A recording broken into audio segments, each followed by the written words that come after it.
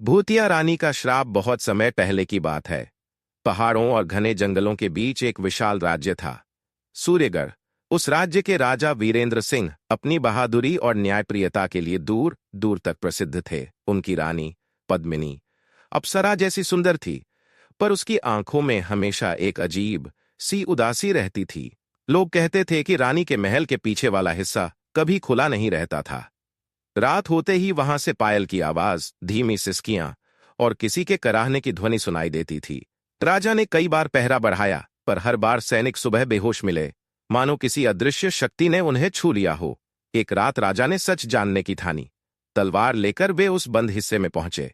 दरवाजा खोलते ही ठंडी हवा का झोंका आया और दीवारों पर लगे दीपक खुद ब खुद बुझ गए।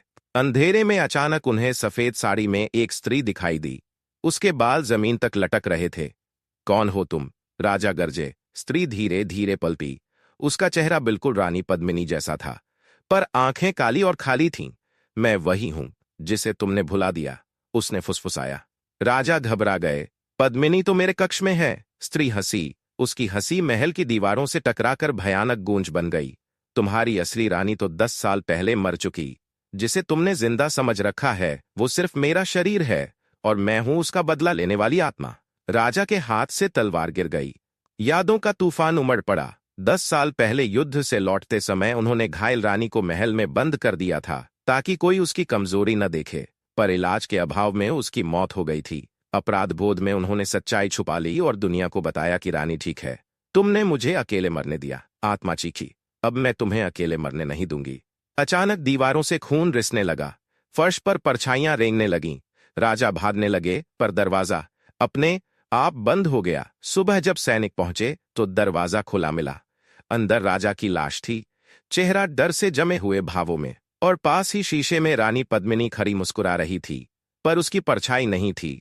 उस दिन के बाद सूर्यगढ़ का महल हमेशा के लिए वीरान हो गया। गांव वाले कहते हैं, हर अमावस्या की रात वहां अब भी पायल बजती है, और कोई धीमी आवाज कहती है, राजा, मैं अब भी इंतजार कर रही हूं।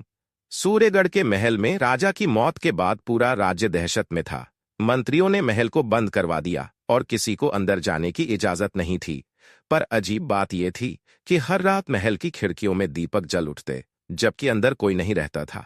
गांव वाले कहते, रानी अभी भी महल में है। राजा के छोटे भाई युवराज अर्जुन इन बातों पर विश्वास नहीं करते थे। उन्होंने तय किया कि वो खुद महल में जाकर सच पता करेंगे। अमावस्या की रात तलवार और मशाल लेकर वे अकेले महल में दाखिल हुए। जैसे ही वे सिंहासन कक्ष में पहुंचे, अचानक दरवाजे अपने आप बंद हो गए, मशाल बुझ गई, पूरा महल सन्नाटे में डूब गया। तभी पीछे से पायल की आवाज आई, छन छन छन छन छन छन छन। अर्जुन ने पीछे मुड़कर देखा। रानी पद्मिनी खड़ी थी, चेहरा शांत, पर आंखों में खून जैसी लाल चमक। तुम यहां क्यों आए हो? उसकी आवाज गूंजी। अर्जुन ने हिम्मत जुटाई। तुम आत्मा हो या इंसान? रानी मुस्कुराई। मैं बदला हूं।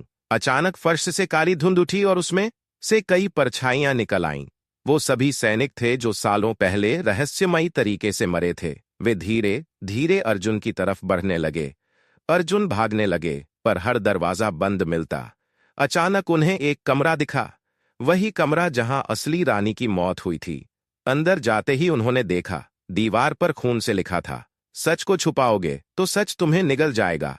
अचानक पीछे से ठंडी सांस उनके कान से टकराई। अब तुम्हारी बारी है। अर्जुन चीखते हुए मुड़े, पर वहां कोई नहीं था। सुबह जब सैनिक महल पहुंचे तो अर्जुन कहीं नहीं मिले। बस सिंहासन पर उनकी तलवार रखी थी, और उसके पास एक ताजा पायल पड़ी थी जिस पर खून के धब्बे थे। सूर्यगढ़ का महल अब शापित माना जाने लगा था। वर्षों बीत गए, पर हर अमावस्या को वहां से चीखें सुनाई देती। लोग कहते थे, जो भी उस रात महल के पास जाता वो कभी लौट कर नहीं आता। एक दिन राज्य में एक तांत्रिक आया, नाम था भैरवनाथ। उसने दावा किया कि वो उस आत्मा को मुक्त कर सकता है। डर और उम्मीद के बीच गांव वालों ने उसे महल तक पहुंचाया। रात के 12 बजे भैरवनाथ ने यज्ञ शुरू किया।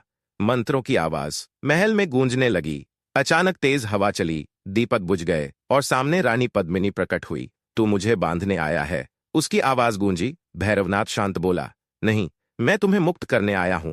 रानी की आंखों में पल भर के लिए दर्द झलका। मुक्ति? मुझे तो सिर्फ बदला चाहिए। तभी भैरवनाथ ने जमीन पर राख से एक चक्र बनाया और बोला, तुम्हारा बदला पूरा हो चुका है। राजा मर चुका, उसका भाई गायब, अब तुम्हें शांति लेनी चाहिए। रानी की परछाई अचानक लंबी हो गई। उसने चीखते हुए कहा, नहीं, मेरा बदला अभी पूरा नहीं हुआ। असली गुनहगार अभी जिंदा है। भैरवनाथ चौंक गया। कौन? रानी धीरे धीरे उसकी तरफ बढ़ी और फुसफुसाई, तुम। तांत्रिक के हाथ कांपने लगे। अचानक उसके चेहरे का रंग उड़ गया। रानी बोली, तुम वही वैद्य हो जिसने पैसे लेकर मेरा इलाज नहीं किया था और मुझे मरने दिया। भैरवनाथ की आंखों में डर भर गया। मां, मुझे माफ कर दो, मैं मजबूर था। रानी की हंसी पूरे महल में गूंज उठी। मैं भी मजबूर थी मरने के लिए। अचानक जमीन फटने लगी, दीवारों से चीखें आने लगीं। काली परछाइयां निकलकर भैरवनाथ को पकड़ने लगीं। वो भागना चाहता था, पर उसके पैर जमीन में धंस गए। ये तुम्हारी सजा है, रानी ने कहा, और अगले ही पल वो परछाइयों में समा गया। सुबह जब गांव वाले महल पहुंचे तो यज्ञ की राख ठंडी पड़ी थी, पर वहां कोई नहीं था। बस दीवार पर खून से लिखा था, अब मैं मुक्त हूं। और उसी दिन के बाद सूर्यगढ़ के महल से कभी कोई आवाज नहीं आई। लोग कहते हैं रानी की आत्मा को आखिरकार शांति मिल गई, पर अगर कोई आधी रात को उस खंडहर के पास जाए तो कभी कभी हवा में एक धीमी फुसफुसाहट सुनाई देती है। सच से कभी मत भागना। असल में भैरवनाथ कोई साधारण तांत्रिक नहीं था, वो रानी पद्मिनी के पिछले जन्म का वैद्य था। रानी की आत्मा बदले की आद में भटकती रही, वैद्य का पुनर्जन्म हुआ, वही बन गया। तांत्रिक भैरवनाथ उसे याद नहीं था, अपना पिछला जन्म, लेकिन रानी की आत्मा पहचान गई। इसलिए जब उसने कहा असली गुनहगार अभी जिंदा है, तो मतलब था कि राजा नहीं, असल दोषी वो वैद्य था जिसने उसे मरने दिया। भैरवनाथ के गायब होने के बाद पूरा राज्य मान बैठा कि रानी की आत्मा को शांति मिल गई। सालों तक महल शांत रहा। न पायल की आवाज, न चीखें, न कोई साया। धीरे धीरे लोगों का डर खत्म हो गया। कुछ साहसी युवक तो खंडहर बने महल में घूमने भी जाने लगे। एक रात 4 दोस्त मजाक मजाक में अमावस्या को महल के अंदर चले गए। देखते हैं भूत वूत, कुछ नहीं होता। उनमें से एक हंसा। अंदर सब कुछ शांत था, टूटी दीवारें, जाले, धूल। पर अचानक सबसे पीछे चल रहे लड़के को लगा किसी ने उसके कान के पास फुसफुसाया, तुम लौट क्यों आए? वो पलटा, कोई नहीं। दोस्तों ने मजाक उड़ाया। वे सिंहासन कक्ष तक पहुंच गए। तभी फर्श पर पड़ी धूल अपने आप गोल घूमने लगी, जैसे कोई अदृश्य कदम चल रहे हों। फिर छन छन छन छन छन छन छन आवाज ठीक सिंहासन के पीछे से आ रही थी। धीरे धीरे अंधेरे से एक आकृति निकली, वही रानी, पर इस बार उसके चेहरे पर गुस्सा नहीं था, मुस्कान थी। एक दोस्त डरते डरते बोला, तुम तो मुक्त हो गई थी। रानी की आंखें चमकी। उसने धीरे से कहा, मैं मुक्त हो गई हूं, बदले से, पर अब मैं यहां की रानी हूं। उस दिन से लोग कहते हैं रानी को मुक्ति नहीं मिली थी, उसे अपना साम्राज्य मिल गया था, और अब हर अमावस्या को वो अपने राज्य में एक नई आत्मा जोड़ती है, ताकि उसका दरबार कभी खाली न रहे। अमावस्या की रात, एक शापित महल, और एक ऐसी रानी जिसकी आत्मा बदले से भी ज्यादा खतरनाक थी।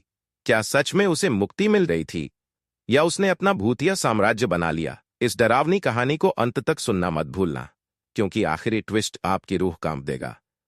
अगर आपको ऐसी हॉरर कहानियां पसंद हैं तो चैनल को सब्सक्राइब करें और वीडियो को लाइक जरूर करें।